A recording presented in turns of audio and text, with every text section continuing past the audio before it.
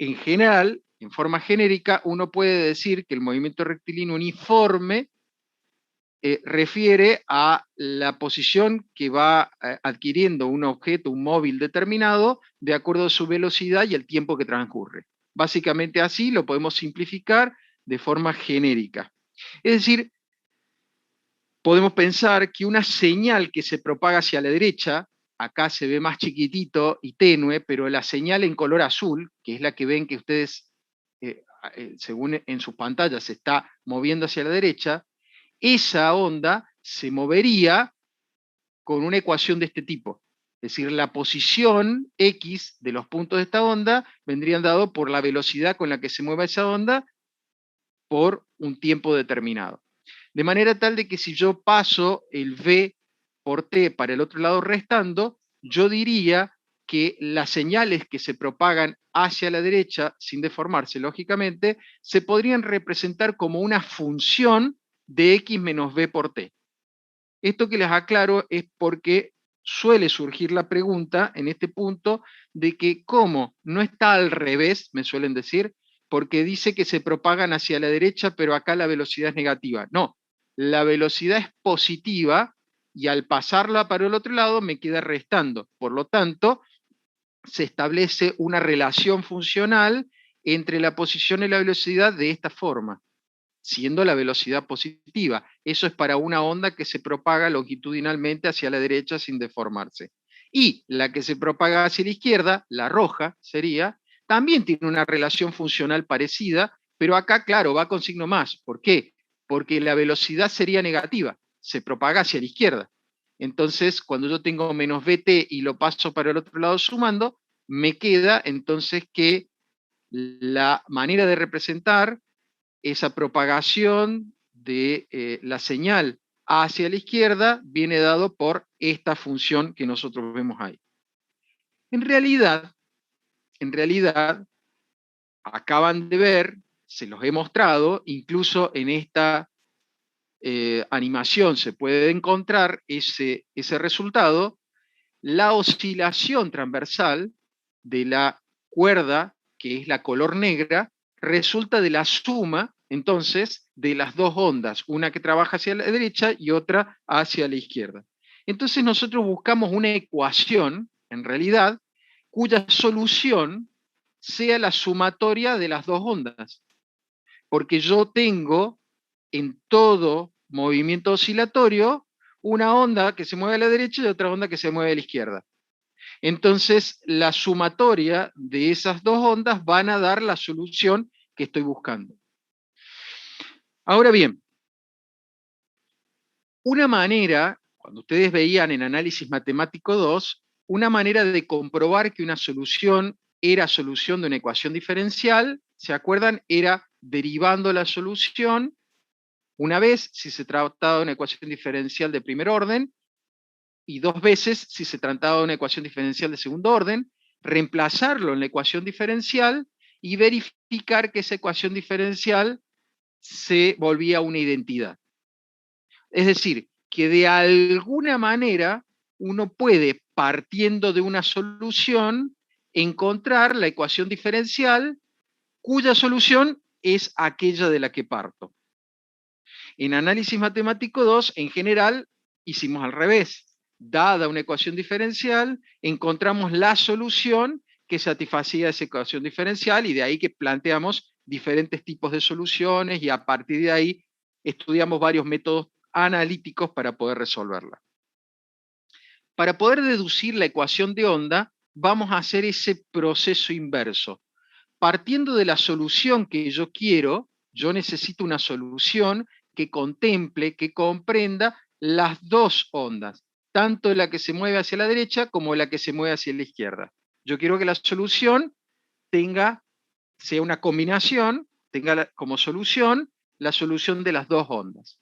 Entonces yo voy a partir de acá para tratar de encontrar la ecuación diferencial de segundo orden a derivadas parciales, porque ese es el tipo de ecuaciones con el que estamos trabajando, que tendría como solución una solución de este tipo.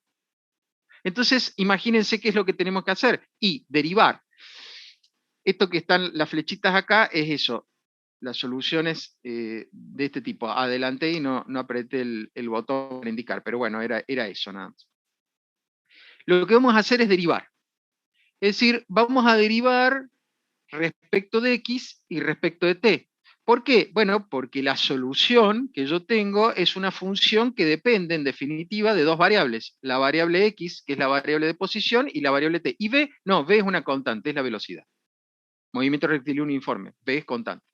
Entonces, las únicas variables acá son x y t. ¿Ven? X y t. Entonces vamos a derivar esta función.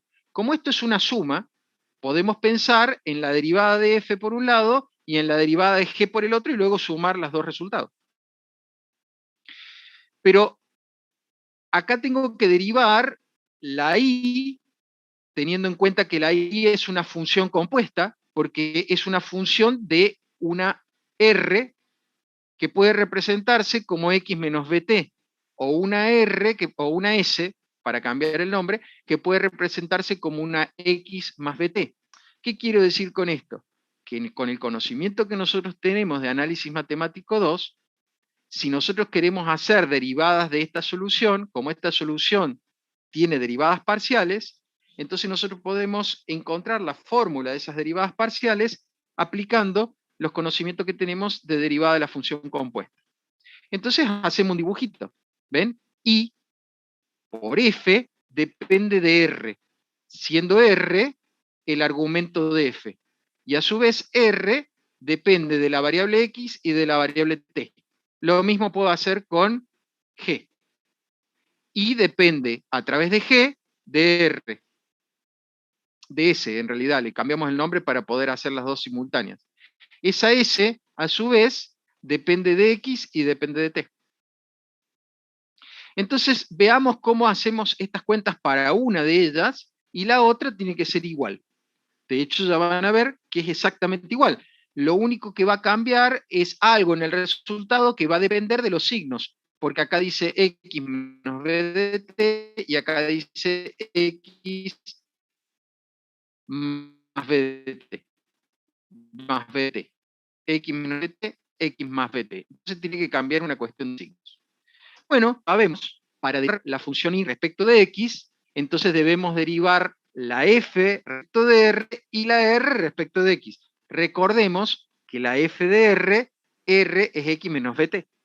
Y para derivar la y respecto de t, tendremos que derivar la f respecto de r por la derivada parcial de r respecto de t. Esto lo sacamos con lo que sabemos de derivada de la función compuesta. Ahora, la derivada de f respecto de r no es más que f' de r. No, esto es, fíjense, es una derivada común y corriente, la derivada de f respecto de r es f' de r, nada más. Si la función f dependiera de la variable h, la derivada de f respecto de h es f' de h. Así de simple.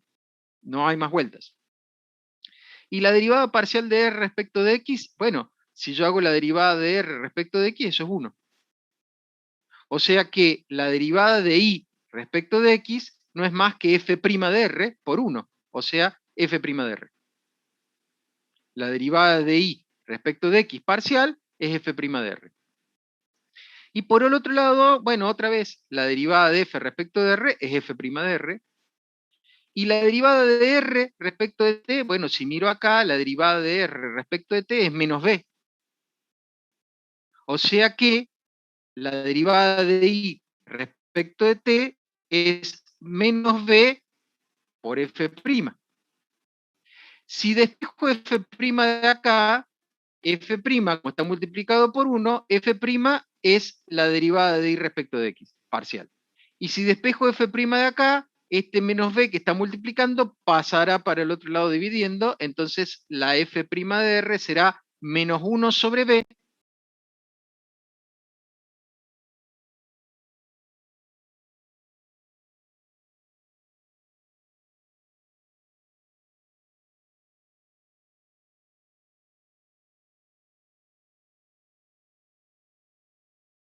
g', g', y nos va a quedar en vez de menos b, es despejar de t por 1 sobre b.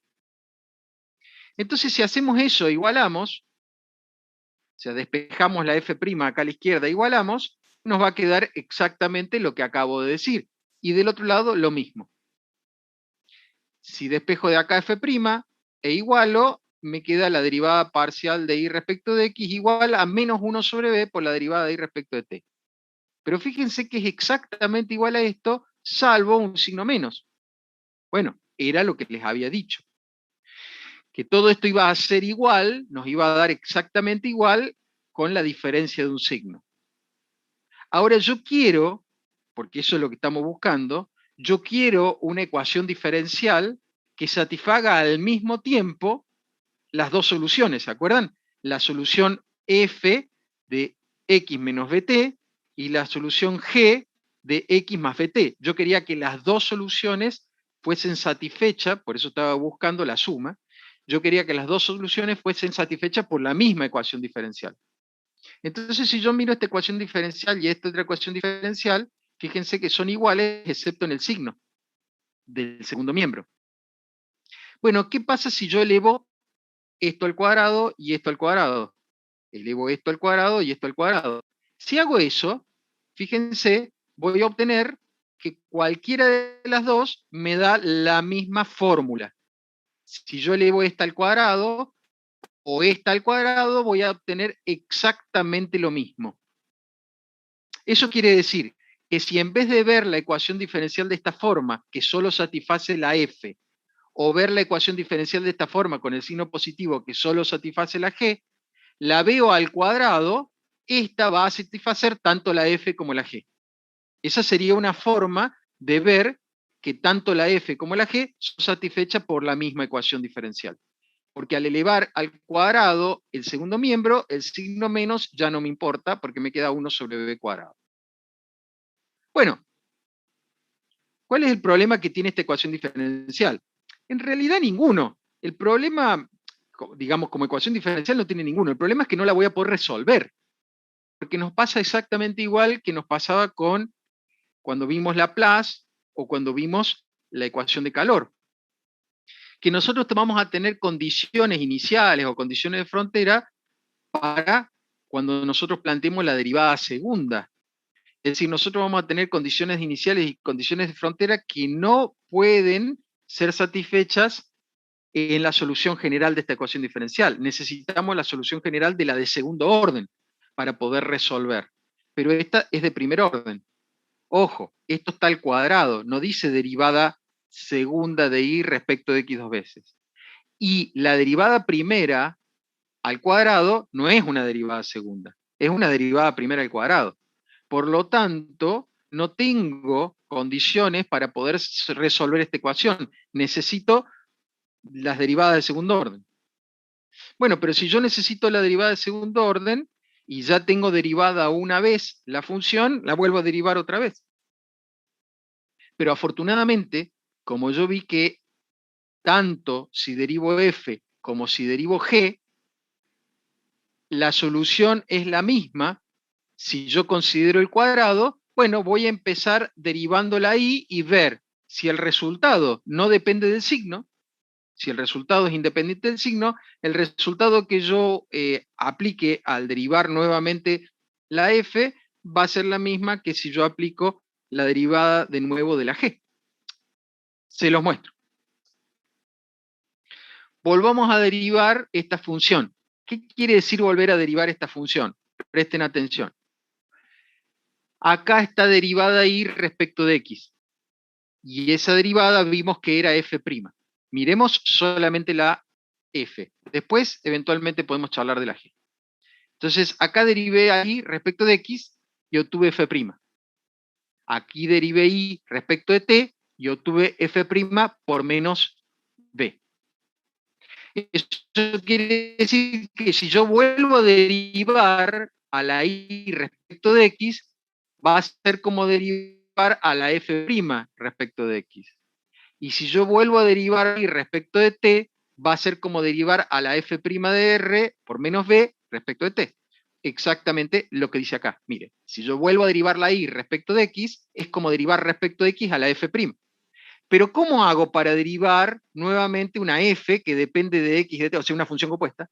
¿Cómo hago para derivarla respecto de x? Bueno, tengo que derivarla respecto de r y a r respecto de x, como función compuesta. Pero la derivada de f' respecto de r es f segunda.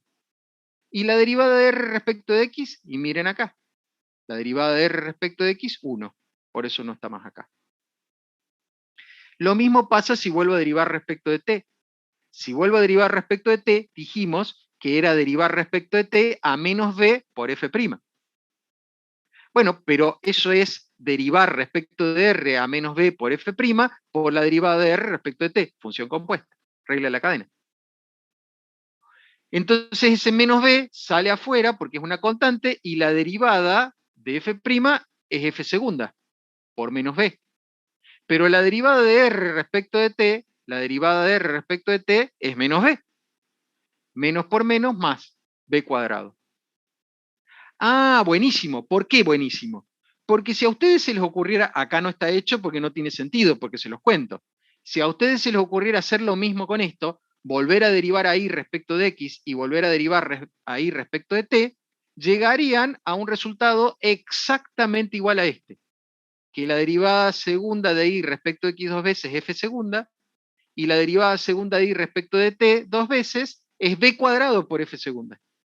El signo no aparecería por el b cuadrado. Acá me hubiese quedado más, y acá me hubiese salido más, b por b cuadrado, me queda exactamente lo mismo. O sea que tome la f o tome la g, voy a obtener los mismos resultados. Entonces puedo despejar la f segunda, que ya la tengo despejada, ¿ven? F segunda es esto, y f segunda puedo pasar el b cuadrado dividiendo para el otro lado. Y igualar las f segundas. Entonces eso me queda, despejando e igualando, que la derivada segunda de y respecto de x dos veces es igual a 1 sobre e cuadrado por la derivada segunda de y respecto de t dos veces.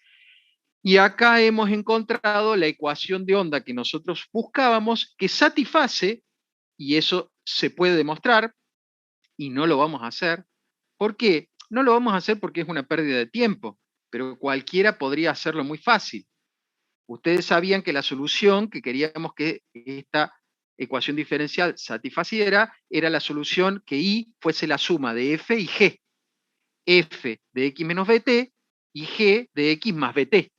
Bueno, si lo derivan dos veces respecto de x y si lo derivan dos veces respecto de t, ponen acá, verían que se simplifica el b cuadrado y les va a quedar exactamente lo mismo. O sea, que realmente la ecuación diferencial, cuya solución es la solución de la que partimos, es esta. Y esta es la ecuación de onda que nosotros vamos a tomar como típica o representante de una ecuación diferencial a derivadas parciales hiperbólicas. Bueno, aquí hay un punto muy importante, lo dije en las últimas dos clases, lo voy a volver a decir ahora. Nunca les voy a tomar en un examen final la deducción detallada en papel de la ecuación de Laplace, de la ecuación de Fourier o la ecuación de onda. No se las voy a tomar, no le voy a decir, bueno, deduzca, porque eso es tema de análisis matemático 2. Entonces no se los voy a tomar en papel, no necesito que ustedes puedan detalladamente deducir esas funciones. Pero sí les puedo pedir en un oral, recuerden eso para que después no me digan, pero usted dijo que no lo iba a tomar. No, no.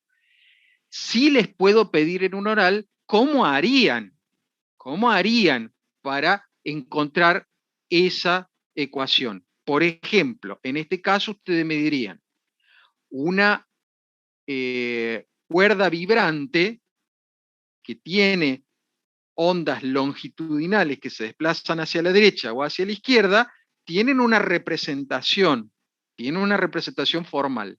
Miren, ni siquiera les pido cómo es la representación. Usted me puede decir, la solución que yo busco es la suma de las ondas que se desplazan hacia la derecha más las que se desplazan a la izquierda. Entonces yo tengo que buscar una ecuación diferencial de segundo orden cuya solución sea esa. Entonces, ¿qué es lo que hago? Empiezo a derivar como función compuesta esa solución. Y empiezo a trabajar algebraicamente, vuelvo a derivar para encontrar la derivada segunda, vuelvo a trabajar algebraicamente para despejar de allí eh, las funciones que yo requiero despejar e igualar y encontrar entonces la ecuación que yo estoy buscando. Esta ecuación, que es la ecuación de onda, es aquella cuya solución es la suma de ondas que se mueven hacia derecha y ondas que se mueven hacia la izquierda, lo cual da como solución la onda transversal, que era la negra esa que veíamos que subía y que bajaba. Así que es suficiente con que ustedes me lo puedan contar, no es necesario que ustedes lo puedan escribir paso a paso, pero es muy importante que me lo puedan contar. No me digan cosas como, ¿era algo así como derivar?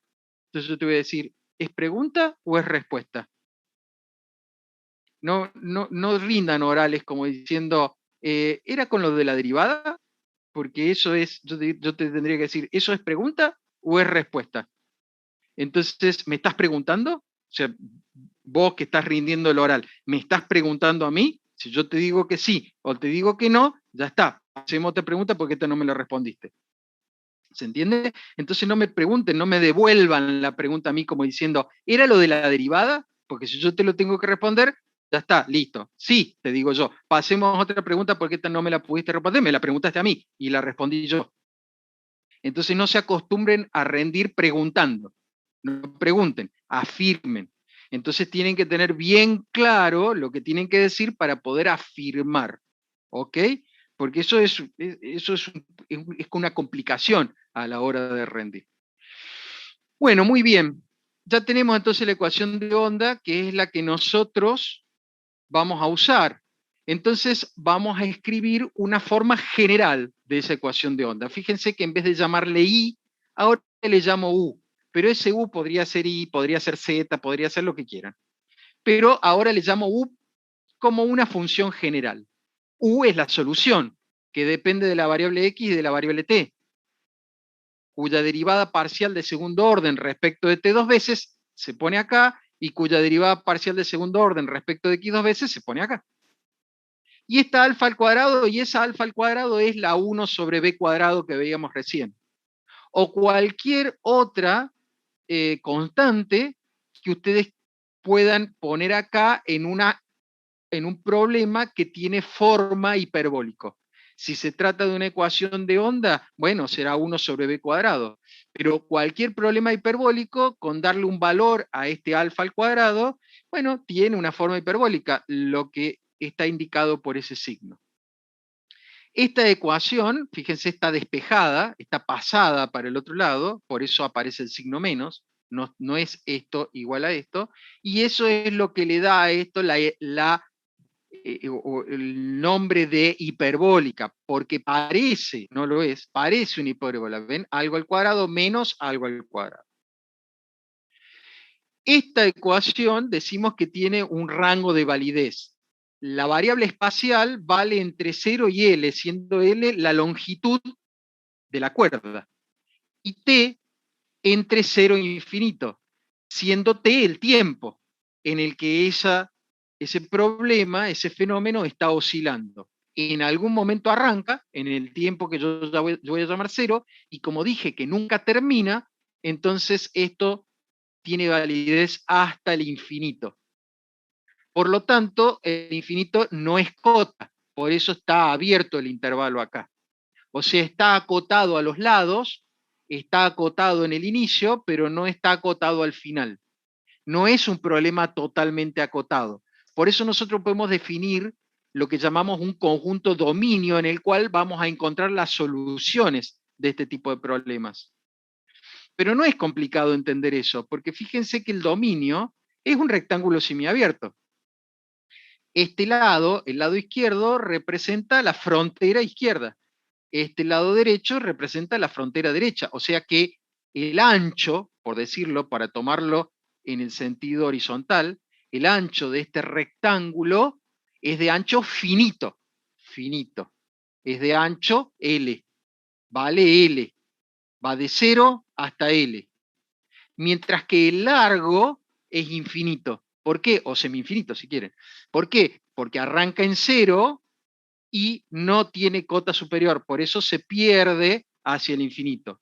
Pero las soluciones de esta ecuación diferencial se van a encontrar adentro de este rectángulo. No vamos a encontrar soluciones afuera de los extremos, a donde esté atada la cuerda a la guitarra, lógicamente. Afortunadamente, cuando nosotros pulsamos la cuerda de una guitarra, no vibra la casa, igual que la cuerda de la guitarra. Hay resonancia, pero no vibra la casa porque no se sale del punto donde está atado la guitarra, la cuerda de la guitarra, y vamos a encontrar de que el dominio temporal es hacia adelante. Nosotros vemos el tiempo hacia adelante. No podemos tocar una guitarra y que eso ocasione estragos en el pasado. Afortunadamente eso no ocurre. Entonces, eso es lo que está indicando este dominio. ¿A dónde vamos a encontrar las soluciones de este fenómeno? Bien, entonces arranca en t igual a 0 y los lados son x igual a 0 y x igual a n. Por lo tanto, teniendo la ecuación diferencial y los rangos de validez de este fenómeno, necesitamos dar las condiciones para poder resolver este problema. Bueno, este problema tiene una doble condición inicial. Ya vamos a ver enseguida, con más detalle, por qué. En realidad, vamos a ver enseguida con más detalle la demostración práctica, la aplicación práctica de esa doble condición inicial. Pero en este punto se los puedo contar sin ningún problema para que ustedes lo entiendan bien. Una condición, que le vamos a llamar F1, indica la posición de todos los puntos de la cuerda en un tiempo inicial t igual a 0. Es como si, voy a hacer un dibujito acá arriba, la cuerda está atada acá, y en un momento dado, en el arranque, yo estiro la cuerda. Bueno, la posición de los puntos de la cuerda tiene esta forma. Esa forma, la forma funcional que adquieren la cuerda misma y todos los puntos que componen la cuerda, viene dada por la función 1. Y la función 2, bueno, miren, se lo voy a explicar con este otro ejemplo. Supónganse que yo les muestro una foto de una pelota. Les muestro una foto de una pelota y les pregunto a ustedes, ¿la pelota se mueve para la derecha o se mueve para la izquierda? Ah, me van a decir, qué sé yo, es una foto, me van a decir, y encima es una pelota. Porque si fuese un tren, fuera un auto, uno podría pensar que es poco probable que fuese marcha atrás, entonces uno podría aventurarse a decir, es muy probable que se mueva hacia la izquierda o hacia la derecha. Pero en el caso de una pelota, ustedes me van a decir, no sé, y está bien que me digan no saben, porque la foto de la pelota no es suficiente para poder determinar en qué dirección se mueve. Yo les tengo que dar otra condición. Además de dónde está la pelota, les tengo que dar otra condición. Supónganse que yo le diga, bueno, listo, a ver, les muestro la foto de la pelota y les pregunto a ustedes, ¿a dónde va a estar la pelota dentro de un segundo? Ah, qué sé yo, me van a decir ustedes. Y no sé, porque yo no sé si la foto que usted sacó de la pelota está ahí o venía moviéndose. No tengo información para saber a dónde va a estar la pelota dentro de un segundo. Ah, bueno, te voy a dar una condición más. Te voy a decir que la velocidad de la pelota es de 3 metros por segundo positiva. Ah, buenísimo. Ahora sí, ¿sabe dónde va a estar? 3 metros más adelante. En un segundo va a estar 3 metros más adelante. Pero ya me pudiste dar la respuesta, porque yo además de decirte a dónde está la pelota, además de decirte a dónde están los puntos de la cuerda, te estoy diciendo con qué velocidad se mueve la pelota. Te estoy diciendo, derivada de U, te estoy diciendo con qué velocidad se están moviendo los puntos de la cuerda. O sea, te estoy diciendo, estos son los puntos de la cuerda en el arranque y además esto va hacia abajo en el arranque con una velocidad que viene dada por esta función, la derivada de U respecto de t. Ah, buenísimo. Entonces ahora sí podemos predecir, porque entonces mirando la foto de dónde estaban los puntos de la cuerda en el momento de arranque y la velocidad con que esos puntos se mueven en el momento de arranque, puedo predecir de que esta cuerda, por lo menos en los segundos siguientes, va a empezar a bajar. pero si yo no tengo esa información de con qué velocidad arrancaba, no puedo saber para dónde va a ir. Entonces, ahora se dan cuenta, al menos intuitivamente, por qué necesitamos una doble condición inicial. Porque para este tipo de problemas necesitamos saber a dónde están los puntos de la cuerda vibrante y además con qué velocidad y en qué dirección se están moviendo los puntos de esa cuerda vibrante, porque acá también podría haber dicho que se están moviendo hacia arriba, o sea que no está totalmente estirada, sino que arranco acá, pero todavía se va a estirar más la cuerda. Si estoy dando la información de que se está moviendo para arriba. Eso es muy importante. ¿Y qué otras condiciones nos hacen falta para poder resolver este problema? Bueno, las consabidas condiciones de borde o frontera. O sea, nosotros necesitamos decir que esta cuerda a dónde está sujeta, a dónde está atada. Entonces, fíjense que en la posición x igual a 0 y en la posición x igual a L se da la condición de borde izquierda y la condición de borde derecha como dos funciones. ¿Cómo como dos funciones? Bueno, acá les cuento otra para que ustedes vean por qué esas condiciones de borde se pueden dar como funciones. Supónganse que dos cualquiera de ustedes se paran delante de todo el resto y sujetan una cuerda de 3 metros tensa a 1 metro del suelo. O sea, cada uno en la esquina sujeta la cuerda a 1 metro del suelo. Ahora vengo yo, tironeo la cuerda, la suelto y la cuerda empieza a vibrar y se queda así. Vamos a suponer que no hay problemas de amortiguamiento y la cuerda se queda vibrando así hasta el infinito. Pero ¿cuál es la condición inicial o la posición de los puntos extremos? 1 metro del suelo. Bueno, supongamos que digo, bueno, ahora vamos a cambiar. Ahora, el que está a la izquierda sostenga la cuerda a 3 metros del suelo y el que está a la derecha sostenga la cuerda a 50 centímetros del suelo. Vengo yo, tironeo la cuerda y la cuerda empieza a vibrar. En realidad, el fenómeno es totalmente distinto, porque la cuerda ahora está sujeta a los extremos, pero en alturas diferentes. Una está a 3 metros del suelo y el otro está a 50 centímetros. Entonces, eso ya está indicando de que las condiciones de borde no necesariamente tienen que tener la misma altura. Bueno, está bien, pero ¿por qué una función de t? Porque de última las alturas son constantes.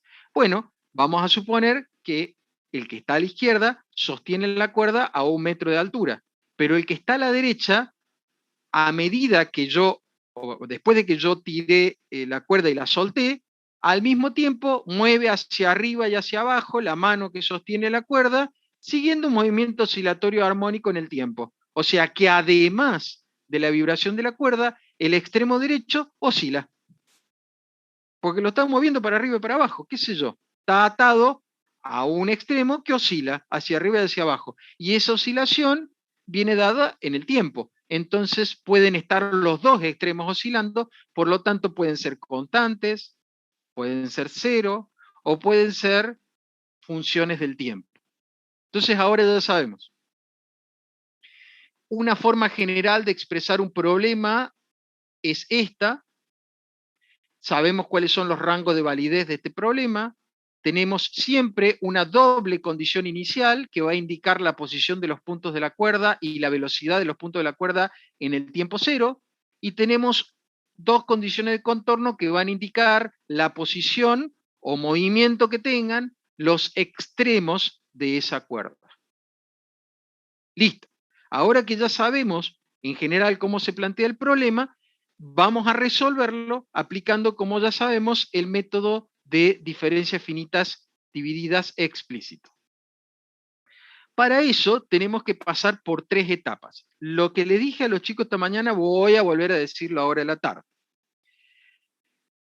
Yo podría preguntar eventualmente en un coloquio o lo que sea y pedirles que me digan cuáles son las 3 pasos o cuáles son los pasos del método de diferencia finita dividida explícito al aplicarlo en ecuaciones diferenciales derivadas parciales, por ejemplo. Pueden ustedes arrancar y como diciéndome titulitos y decirme discretizar las variables continuas, reemplazar por las correspondientes usar la ecuación en los diferentes puntos de malla. Y yo te voy a decir, bueno, ok, pero ahora explícamelo. No me conformo. A ver, por favor, como esto es grabado, está bien que quede grabado porque quiero que sea claro esto. Los exámenes finales, no, a mí no me importa que aprendan las cosas de memoria, no me interesa que aprendan las cosas de memoria. No se evalúa en esta, no debería en ninguna materia por lo menos, pero en esta materia no se evalúan cosas de memoria, salvo fórmulas. Las fórmulas son las únicas que yo les he dicho que ustedes tienen que aprender de memoria, pero los conceptos se evalúan en el entender los conceptos. Entonces no me sirve que me enumeren los pasos como si fuese una receta. Yo siempre te voy a preguntar, bueno, ok, pero ahora explícamelos. Entonces me van a decir, bueno, el primer paso consiste en discretizar la variable continua o las variables continuas involucradas. Eso quiere decir que si en esta ecuación diferencial tenemos una variable espacial x y una variable temporal t, necesito tomar pasos discretos de la variable espacial x y pasos discretos de la variable temporal t.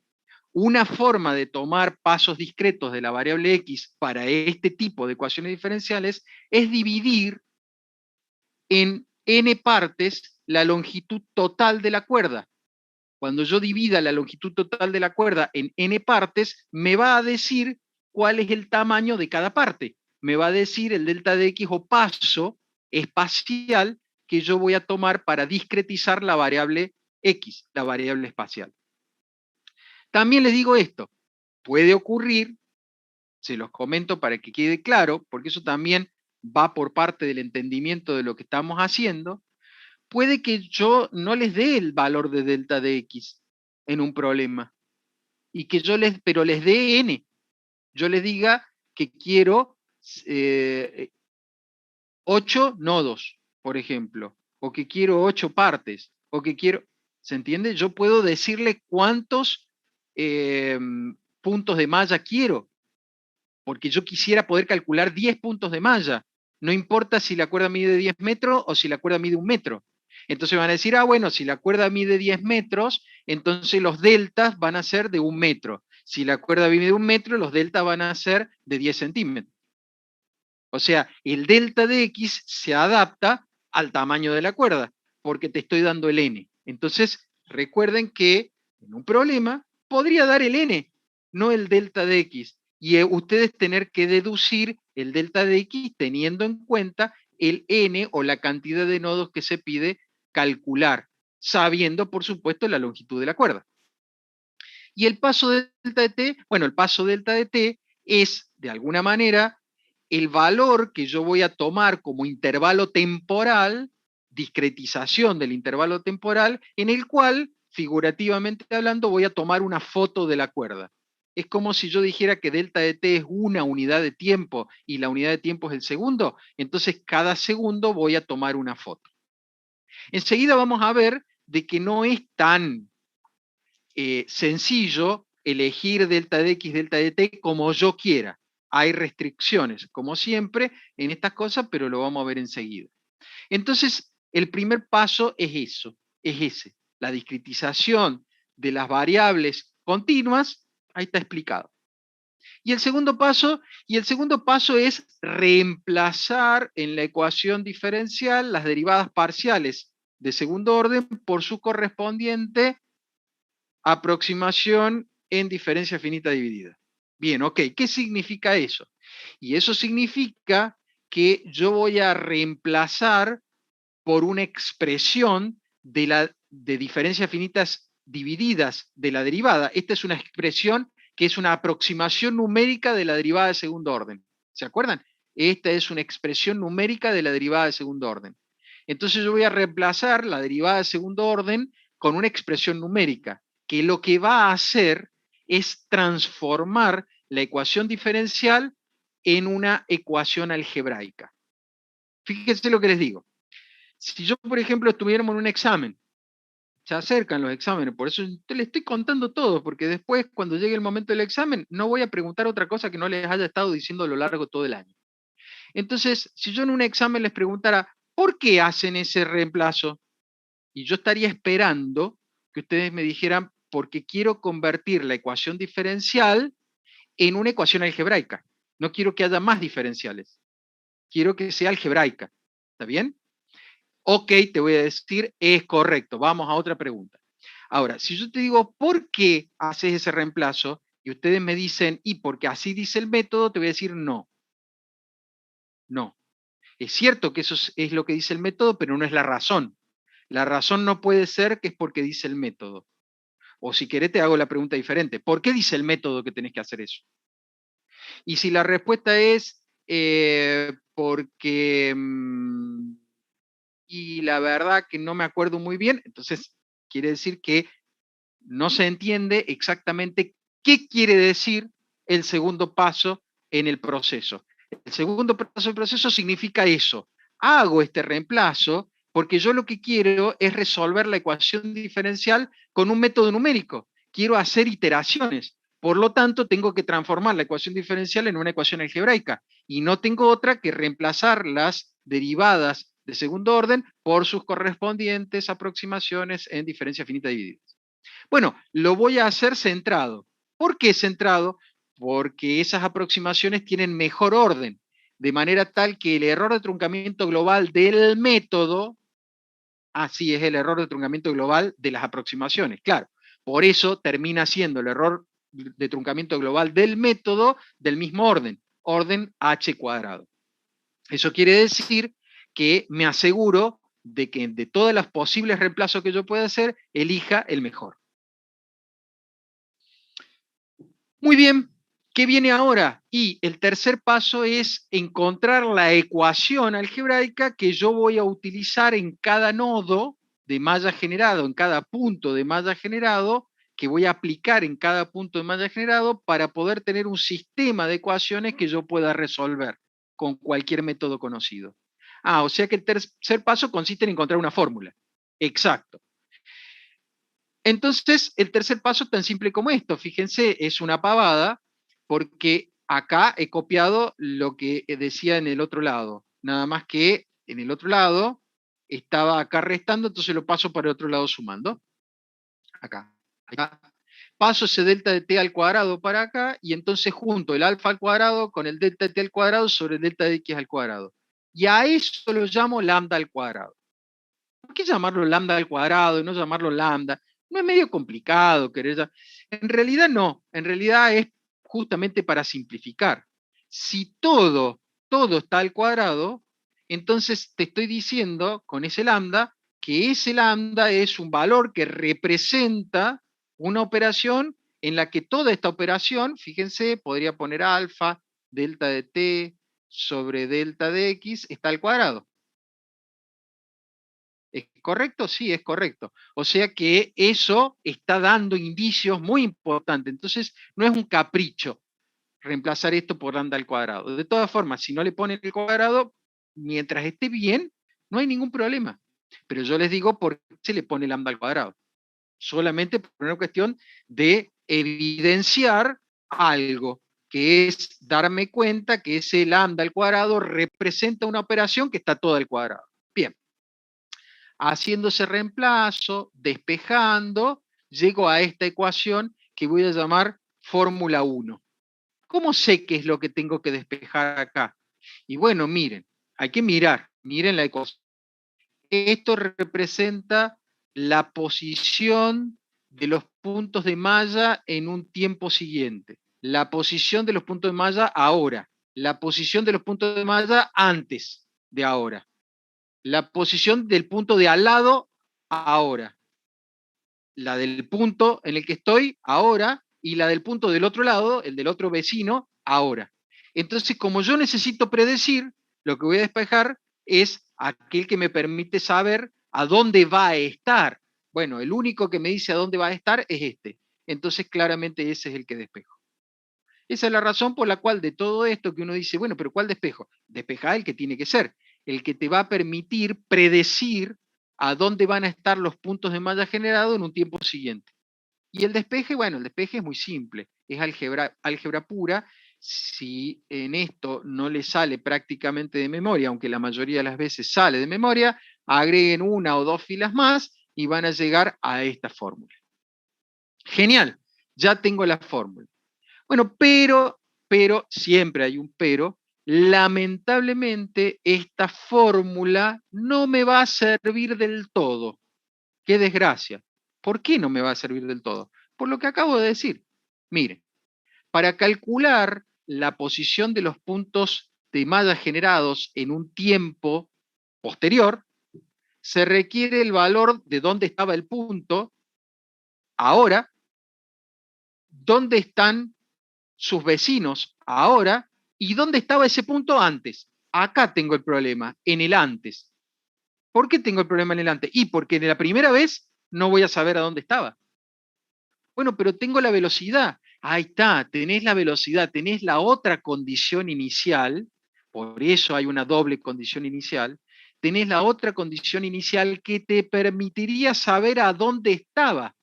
Porque si vos sabés a dónde está y la velocidad con la que viene ese punto, podrías saber a dónde estaba hace un ratito atrás. Y sabiendo dónde estaba hace un ratito atrás, reemplazar justamente esto, que es lo problemático, y ahora escribir una fórmula que te permita calcular los puntos de la primera fila, o sea, del primer cálculo, de la primera iteración, de la primera predicción. ¿Cómo hacemos eso? Bueno, tenemos la condición, la segunda condición inicial, ¿se acuerdan? Que era la de la velocidad. Esa condición inicial la vamos a discretizar centrada. Espere, me va a decir. Esto me hace acordar mucho a la parabólica. Solo que la parabólica nosotros discretizamos hacia adelante porque justamente no podíamos saber qué es lo que pasaba hacia atrás. Sí, pero en la parabólica la derivada de primer orden era parte de la fórmula. Acá la derivada de primer orden es condición inicial. En la fórmula no sabía, pero como condición inicial sí sé cuánto vale esto. Me lo dan como dato. Entonces puedo hacer una discretización centrada.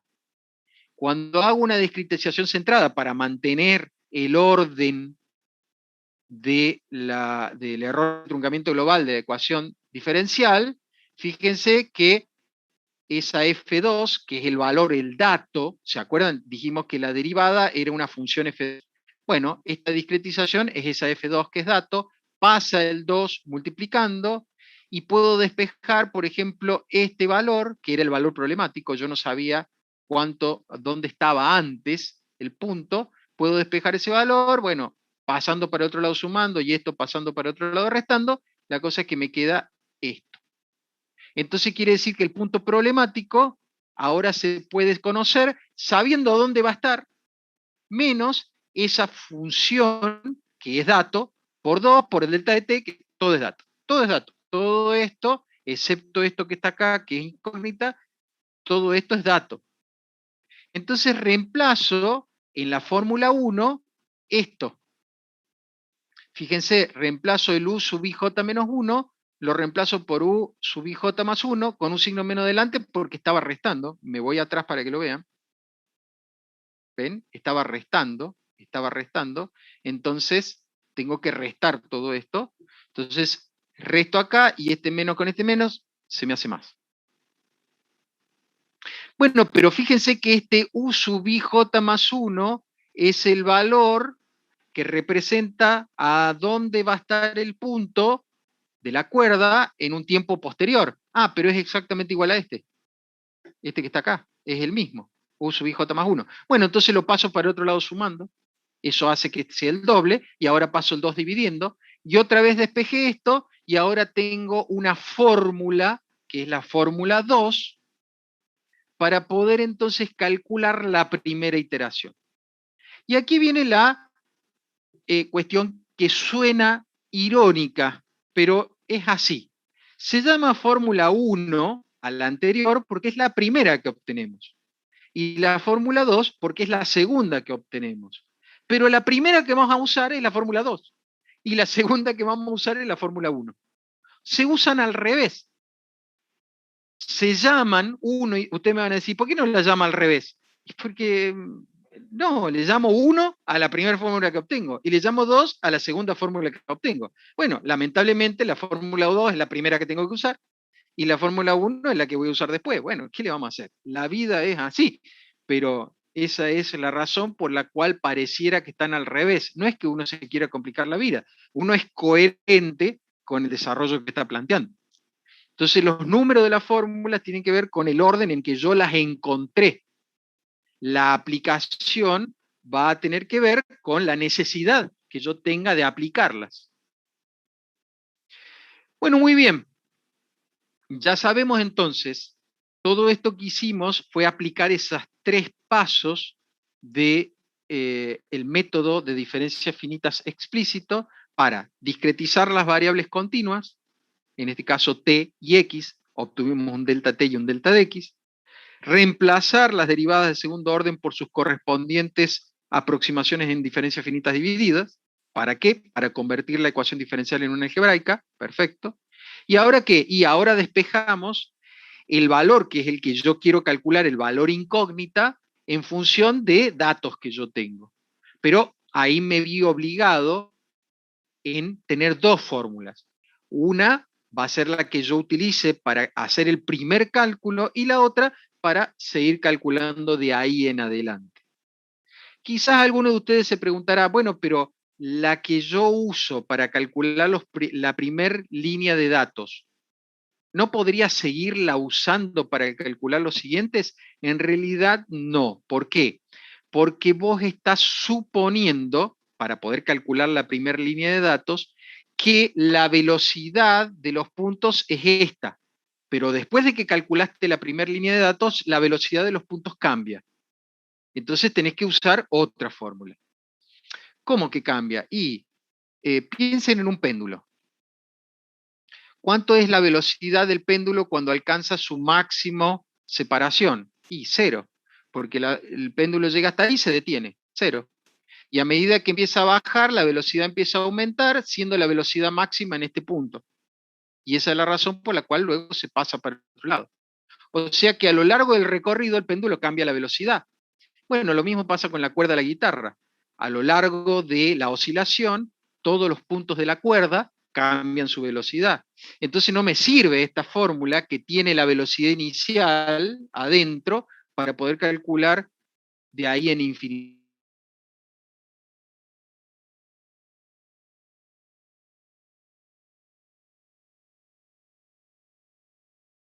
Se debe utilizar. No se debe, no porque uno no quiera, porque uno diga, no, bueno, porque es menos aproximado. No, no es porque es menos aproximado, es porque no se puede, porque teóricamente estaríamos cometiendo un grave error de interpretación del problema. Esa es la razón por la cual yo no utilizo la fórmula 2, a pesar de que uno podría estar tentado a hacerlo, para calcular toda la tabla. Voy a usarla solo para calcular la primera fila y la otra para calcular el resto. Bueno, antes de ver un cálculo, que no es complicado, hagamos una pequeña mención que tiene solo media filmina de lo que se refiere a convergencia y estabilidad, pero tiene media filmina porque hemos hablado tanto de esto que uno puede traer el conocimiento de todo lo que sabe de convergencia y estabilidad. Nosotros sabemos que los métodos explícitos tienen problemas de estabilidad y convergencia. Para evitar esos problemas de estabilidad y convergencia, se puede intentar, operando sobre las diferentes iteraciones, determinar una fórmula que me permita acotar el paso, ya sea temporal en este caso o espacial, y asegurar de esa forma la convergencia y estabilidad del método. Entonces dice, se puede demostrar, pero no lo vamos a hacer, que si se cumple esta condición, el método es convergente y estable. ¿Por qué no lo vamos a demostrar? ¿Porque es muy difícil? ¿Porque no lo sabemos demostrar? No. En realidad, a ver, no es tan difícil, es tedioso. Si ustedes se acuerdan, cuando nosotros demostramos el paso máximo que podía tener el método explícito de Euler, cuando vimos allá sistemas rígidos, vieron que tuvimos que hacer varios pasos, hacer como si fuesen diferentes iteraciones y demostrar que a medida que iban transcurriendo las iteraciones, se iba acumulando un valor y ese valor que se iba acumulando, si uno quería que hubiese una convergencia, tenía que ser menor que 1. Y de ahí empezamos a despejar todas las cosas. Bueno, acá sería algo por el estilo, pero como es una ecuación diferencial, a derivadas parciales, eso se vuelve muy complejo. Entonces no lo hacemos. Se vuelve complejo, tedioso, complejo de complejidad de que hay que llevar muchos cálculos a mano, pero en realidad no es que sea difícil de entender o difícil de hacer. Es tedioso, la complejidad está en el tedio. Entonces no lo hacemos. Ya está, lo demostramos con aquel método explícito de Euler. ¿Se entendió? Se entendió. Bueno, algo muy similar a aquello es lo que se hace acá y se obtiene esa fórmula. Pero lo importante sí es la fórmula, y esta sí me la tengo que aprender en memoria. Esta fórmula me dice que para que mi método sea convergente y estable, es decir, para que converja a una solución y los errores no se amplifiquen a medida que yo sigo iterando, el paso temporal tiene que ser menor o igual que el paso espacial dividido alfa. Fíjense que acá no es alfa al cuadrado, sino es el alfa. Entonces uno puede, conocido el paso espacial, determinar cuál es el paso temporal máximo que yo puedo usar para que mi método no se me haga bolsa. O viceversa, si yo no puedo, porque mi máquina de fotos no puede sacar fotos en menos de un segundo, entonces lamentablemente tendré que pasar ese alfa para el otro lado y hacer que el delta de x sea mayor o igual que la cuenta que me dé acá para evitar justamente que el método se vuelva divergente o se vuelva inestable. Bien, dicho eso, vamos a un ejemplo concreto para que veamos cómo se aplica todo esto. Los ejemplos se pueden dar en este tipo de problemas con un enunciado, todo, sea la cuerda de una guitarra, sea una cuerda, bla, bla, bla, sea la cuerda. O sea, puede ser todo completo con enunciado de longitud tanto, que se mueve con una... Puede ser todo un enunciado completo, o puede ser tan escueto como dar la ecuación diferencial, como está acá. Uno podría decir, sea un problema de ecuación, de un problema oscilatorio transitorio modelado por esta ecuación diferencial. Acá está. Fíjense que este es mi alfa al cuadrado, esto es lo que quiero que presten atención. Este 4 es el alfa al cuadrado ya, por lo tanto alfa es 2. O sea, si yo ya les doy una ecuación y les doy un número, acá no les estoy dando el número que hay que elevar al cuadrado, les estoy dando el número al cuadrado, porque la fórmula general dice que esto es alfa al cuadrado. Tengan en cuenta eso, porque son detalles, pero esos detalles son los que muchas veces por ahí me dicen, no me da el ejercicio tal, y es porque te digo, bueno, porque te fijaste que el ejercicio da el alfa, lo pusiste al cuadrado, el ejercicio daba el alfa, lo pusiste al cuadrado, o te fijaste que el ejercicio te daba el alfa al cuadrado, lo volviste a elevar al cuadrado acá, o le sacaste la raíz cuadrada y lo pusiste acá, o sea, ¿te fijaste bien que este valor sea alfa al cuadrado? Bueno, eso es lo primero que hay que ver. Y el signo menos siempre va a ser menos, porque esto se trata de una hiperbólica. Después les doy dos condiciones. Una condición inicial para el tiempo igual a 0, que representan los puntos, a dónde están los puntos de la cuerda. Entonces, por ejemplo, en el momento inicial, la cuerda que estaba atada acá y que está atada, bueno, voy a borrar porque en realidad lo voy a dibujar primero así y después lo vamos a charlar. La cuerda que está atada acá y la cuerda que está atada de este otro lado a este punto tiene esa forma. Es una forma y que es una combinación de seno y coseno. Eso se puede ver si uno lo dibuja. Esa es la forma que uno puede dibujar la función seno de pi x por coseno de 2 pi x para x entre 0 y 0,5, que es la longitud de la cuerda. ¿Cómo sé que 0,5 es la longitud de la cuerda si en ningún lado dice? Bueno, pero esta es la condición de borde para x igual a 0 y esta es la otra condición de borde para x igual a 0,5. Entonces lo puedo deducir. Yo puedo saber que esto es 0,5 de largo. Acá tengo el largo. Y además me dan la otra condición que me dice que los puntos, todos los puntos estos que están en la cuerda tienen velocidad inicial 0. O sea, están en la posición de equilibrio. No no están en la posición de equilibrio, están en una posición máxima, vamos a decir, justamente en donde están por volverse. O ya sea que estos van para abajo y estos van para arriba, se están por volver porque es la posición de velocidad cero. A partir de ahí, esto empieza a moverse. Entonces, esa es la velocidad que me dan. La velocidad inicial es cero. Y después me dan las condiciones de borde. Me dicen que el extremo izquierdo está a la altura cero. Vamos a suponer que esto es el nivel de la Tierra o el nivel de lo que sea. Vamos a suponer que es un nivel, no sé, no vamos a decir de la Tierra para no pensar que esto se entierra, que está en la altura cero, y el lado derecho está a una altura que está a -1 de distancia de esa posición cero.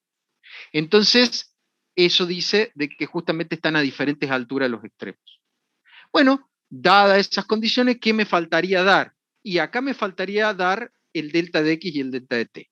Para que ustedes se queden tranquilos, en los parciales, el delta de x y el delta de t, así como en los exámenes finales, siempre se los vamos a dar, para evitar que ustedes tengan que elegirlos y que haya uniformidad en los resultados.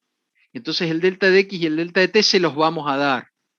Pero si ustedes no lo tuvieran, en la vida real no lo van a tener, nadie les va a dar el delta de x y el delta de t, ustedes lo pueden elegir. Por ejemplo, sabiendo que la cuerda mide 0,5, qué sé yo, ¿qué será que 0,5 metros? Entonces 50 centímetros. 0,5 y bueno, será 0,5 ¿cómo es? Decámetros. Bueno, será entonces 5 metros. Bueno, en definitiva, lo que quiero decir es que depende de la unidad, el 0,5 habla de media unidad. Bueno, esta cuerda mide media unidad. Si la unidad es el metro, esta cuerda mide 50 centímetros. Entonces, si ustedes quieren determinar los puntos de la cuerda cada centímetro, entonces deberán dividir esto por 5 sería, por 50. Cada centímetro sería por 50. Si ustedes lo quieren cada 10 centímetros, bueno, lo dividirán por 5. Es decir, el n lo eligen ustedes. O si yo le dijera, yo quiero n, yo quiero 5 nodos, ustedes dirán, bueno, entonces el delta de x es 0,1. Es decir, se puede determinar a partir de otros datos, si es que no lo dan, o en la vida real, elegirlos. Supongamos que delta de x lo elegimos 0,1. Bueno, no podemos elegir a tontas y locas el delta de t, así como así. No, tenemos que ver qué deltas de t satisfacen la convergencia y estabilidad del método. Sabiendo que delta de x es 0,1 y que alfa es 2, ¿por qué es alfa 2? Bueno, porque alfa al cuadrado era 4. Entonces, sabiendo que alfa es 2, veo que el delta de t tiene que ser menor que 0,05, menor o igual. O sea, puedo usar 0,05 o cualquier número menor. Si a mí se me hubiese ocurrido usar un delta de t 0,1, el método se me rompe.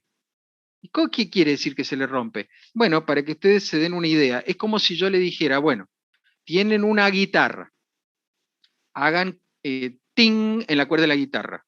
Entonces, ¿cuánta es la separación que tiene la cuerda? Y ustedes dirán, 2 milímetros. Está entre 2 milímetros y menos 2 milímetros, y ahí se mantiene, supongamos que se mantiene infinitamente oscilando, oscila entre 2 y menos 2 milímetros. Entonces puedo, en las diferentes fotos, determinar la separación de cada punto de la cuerda, pero como máximo entre 2 y menos 2 milímetros. Si yo no respeto la convergencia de estabilidad, en la siguiente foto la separación es de 2 centímetros. En la otra foto la separación es de 20 metros. En la otra foto la separación es de 10 kilómetros. ¿Cómo? ¿Una cuerda de guitarra no se puede separar 10 kilómetros? Bueno, pero es lo que me da el problema y no sé dónde está el error. Estoy revisando las cuentas y las cuentas están bien. No entiendo dónde está el error. El error está en que no es convergente porque estás tomando un delta de t cada un segundo y deberías haber tomado delta de t menor o igual a 0,05. Si no, vas a tener problemas. Bueno, podríamos usar, por ejemplo, 0,025. ¿Se puede? Sí, porque es menor a 0,05, así que sí lo podemos usar. Entonces vamos a usar delta de x 0,1 y delta de t 0,025. Ustedes me van a decir, ¿y por qué? Bueno, porque se me ocurrió. La idea es esa. En la vida a usted se le puede ocurrir cualquiera que sea menor o igual a 0,05, a menos que sea dato. Si es dato, no, es lo que me dieron. Bueno, ¿qué es lo que tendremos que hacer? Y discretizar esto y reemplazar acá, discretizar esto y reemplazar acá. Eso es lo que vamos a hacer. Vamos a discretizar esta derivada segunda y vamos a discretizar esta derivada segunda. Observen que de esta dice derivada de t dos veces. Entonces tengo delta de t cuadrado. Y como la variable que yo con la que estoy derivando es t, el subíndice que se mueve es el j. J va a ser el subíndice temporal. En el otro caso, yo tengo la derivada parcial respecto de x dos veces. Entonces, delta de x cuadrado será la discretización. Como la variable que yo estoy usando en la derivación es x, el subíndice que se mueve ahora es el y el j queda como está. Bueno, pasaré esto para el otro lado sumando. O sea, perdón, antes de eso, antes de pasar para el otro lado sumando, hice un reemplazo. Reemplacé a delta de t por 0,025 y al delta de x por 0,1. Ahora sí, pasé para el otro lado sumando y este 0,025 al cuadrado lo pasé multiplicando. Entonces hice el cálculo de todo esto. Esto es mi lambda al cuadrado, 0,25. Y luego que puse 0,25, hice un par en realidad, aunque muchos de estos pasos se pueden hacer de memoria, por eso no están acá, pero con un par de pasos, si eventualmente no fuesen capaces de hacerlo de memoria, llegan a esta fórmula que es la fórmula 1. Recuerden que acá lo que tengo que despejar es el valor de los puntos en el tiempo a posterior. Bueno, una vez que tengo la fórmula 1, voy a usar la derivada de primer orden que tenía como dato la segunda condición inicial, que decía que la velocidad inicial era 0, ¿ven? Esta discretización es 0. Dice 2, voy a tomar un poquito de agua, esperen que voy a hacer un silencio.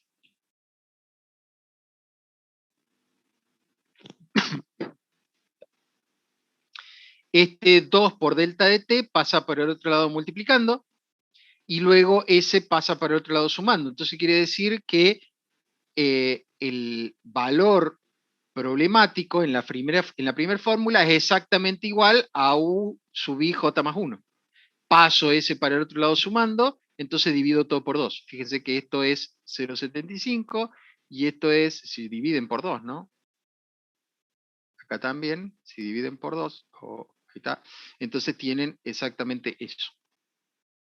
Bueno, miren, queda solo una diapositiva muy sencilla. Les quiero contar algo que me va a llevar un par de minutos, pero esto más que nada para que ustedes lo tengan en cuenta.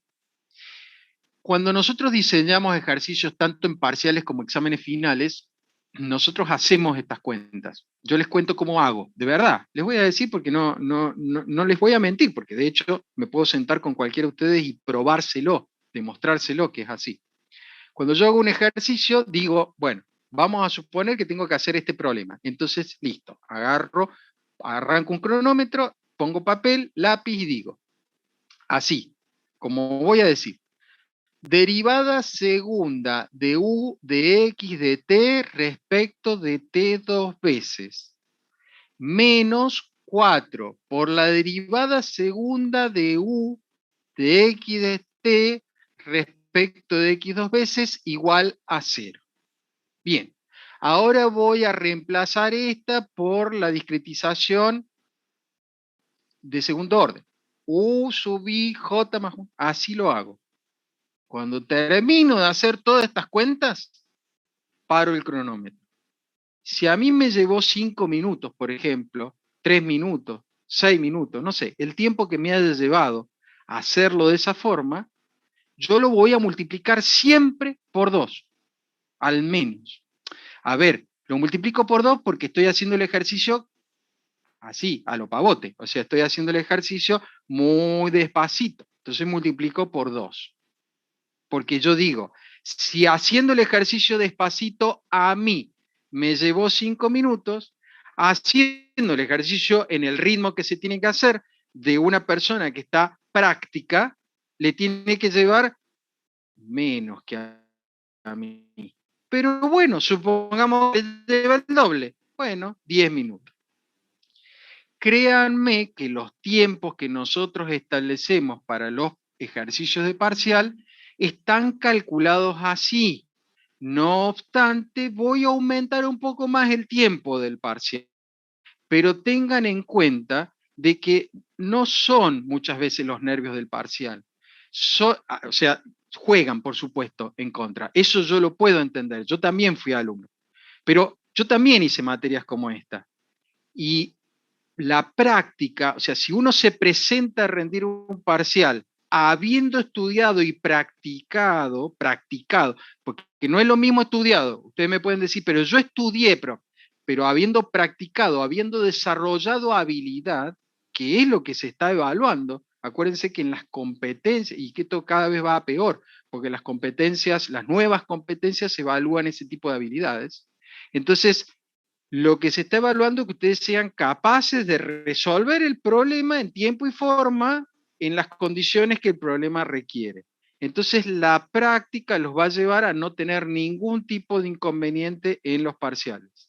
Pero tengan en cuenta eso, para que ustedes estén tranquilos. Ahora, si en el parcial ustedes tienen una plantilla y están preocupados por despejar rápido la ecuación para poder reemplazar en la plantilla del Excel la ecuación para saber cuánto da el valor, ese pase de un lado para el otro se les va a complicar, porque además están saltando en la máquina del parcial al Excel, del Excel al parcial, de acá, de allá, de acá para acá. Cuando en realidad, tranquilo, hoja de papel en mano, hacen la cuenta, calculadora, sale lo mismo, calcular esta fórmula, las dos, supónganse que tenga que calcular, reemplazando el uso IJ, el uso I más 1J y el uso I menos J, que solo voy a dar, es suficiente reemplazar esta fórmula con una calculadora, dependiendo de qué valor obtuvieron acá, porque eso va a depender de la ecuación,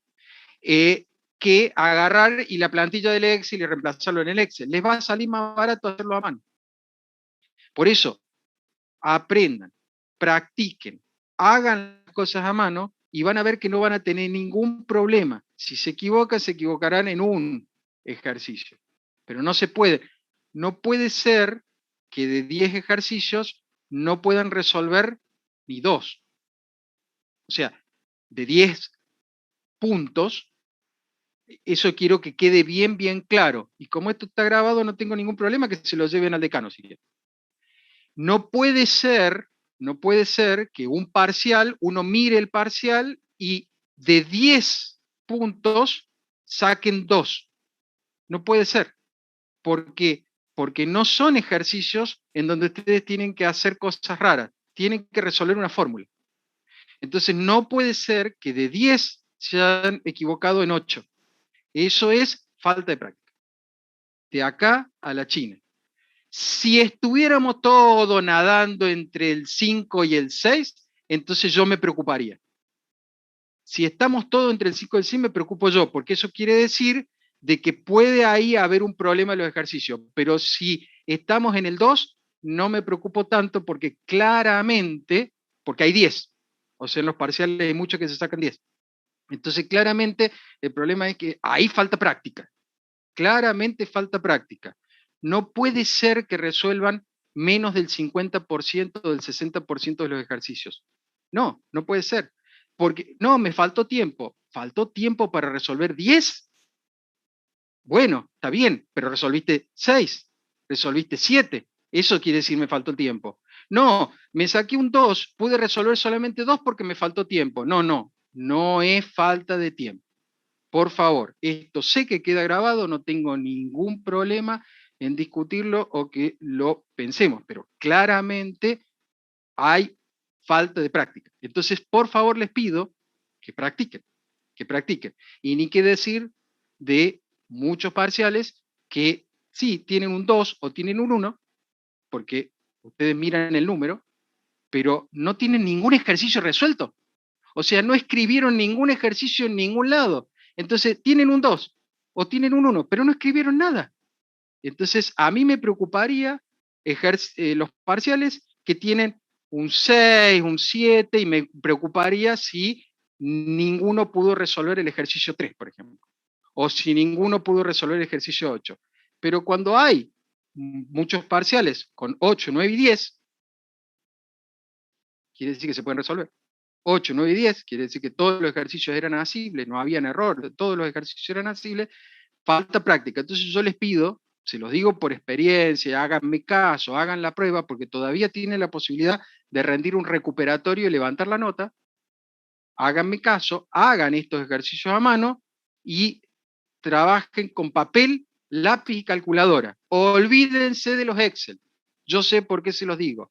Aprendan a usar lápiz, papel y calculadora. Olvídense de los Excel.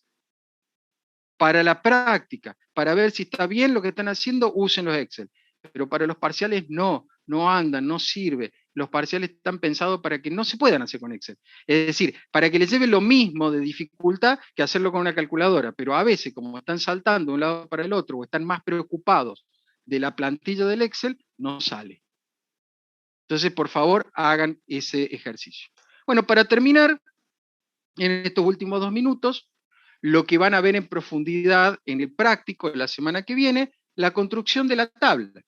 Fíjense que la tabla tiene un encabezado que representa los delta de X y tiene una columna acá que son los delta de T. ¿Hasta dónde los delta de T? Hasta el valor que me piden. Por ejemplo, supónganse que les piden en 0,125.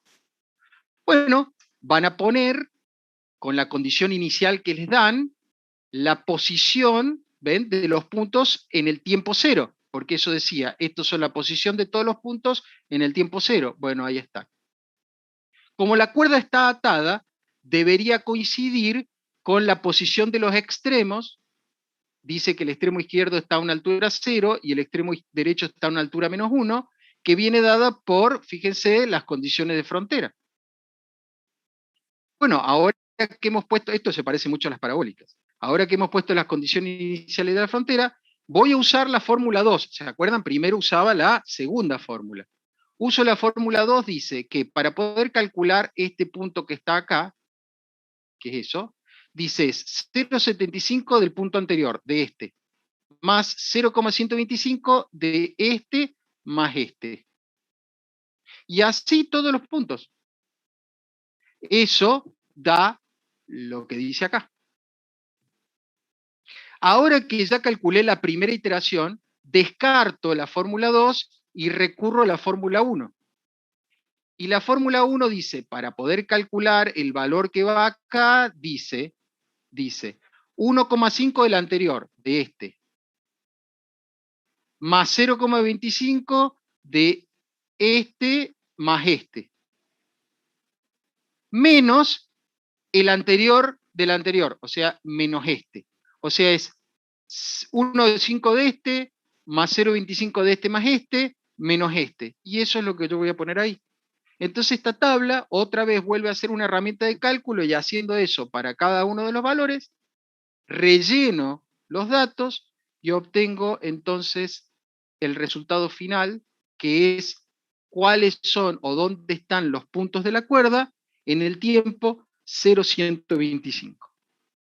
Como les digo, no se hagan problema, hasta acá, con esto terminamos la clase de hoy. La clase que viene ustedes van a tener práctico de esto, van a hacer esos cálculos tranquilos, a mano, van a volver a despejar las fórmulas, van a trabajar con esto, así se puedan sacar todas las dudas.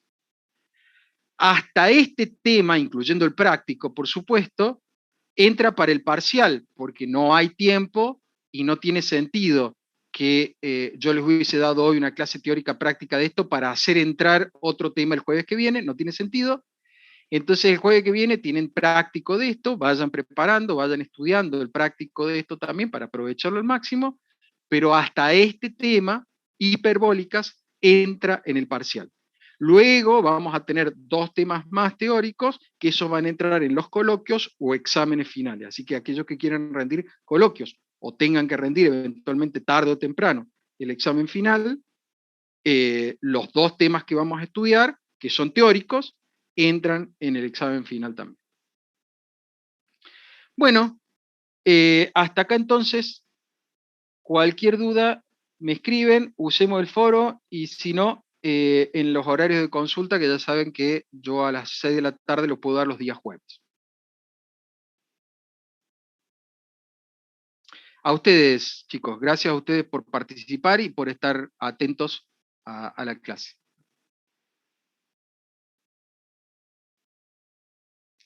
Claro, sí, por supuesto, Pablo. O sea, escríbanme por la página, vieron que dice el mensajito que le envían al profe, escríbanme, por ejemplo, alguien me escribió ayer o anteayer diciendo que esté disponible hoy y hoy me voy a conectar a las 6 de la tarde. Escríbanme para conectarme, yo el jueves que viene a las 6 menos 2 minutos miro, si nadie me ha escrito no me conecto, pero si alguien me escribió me conecto.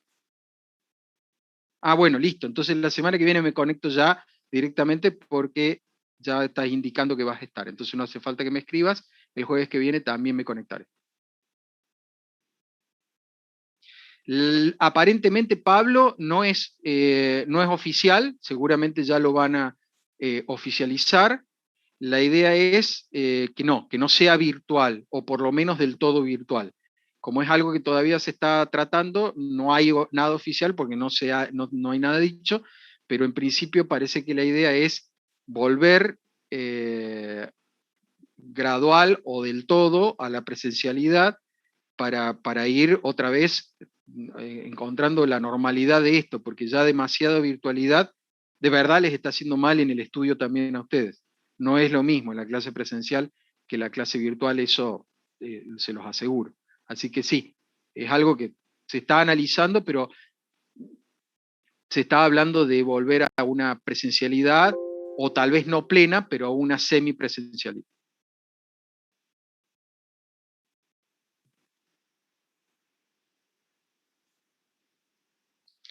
Bueno,